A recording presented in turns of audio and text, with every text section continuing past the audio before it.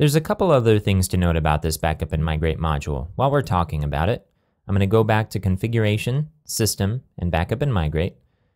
We can create various profiles to back up certain types of data at different times on a schedule using cron.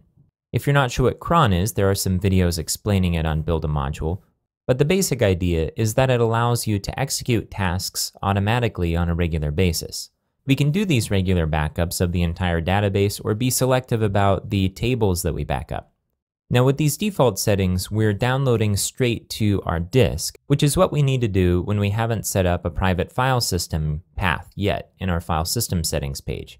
Once we have that set up, we can safely back up to the server without having it be exposed to the public. We want to make sure that when we back up the database, that people can't get to that data. It can be really dangerous because they can find sensitive data on the site, including passwords, potentially credit card numbers, things you really don't want out there. So you want to make sure that when you save the backups on your server, that it's in a place that can't be accessed. And you can do that by creating a private file system path. In Drupal's database, there are a number of cache tables. These cache tables hold information that's temporary, and when you clear the caches, like we have in previous video collections, then those tables are truncated or emptied.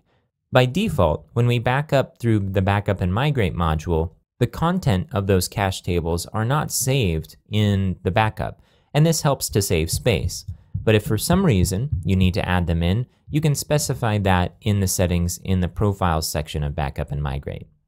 Right now we have what we need. We have the ability to back up at specific time periods so we can roll back. In the future, we may cover this module in greater detail and talk about some strategies about saving particular tables, for example, more regularly than others.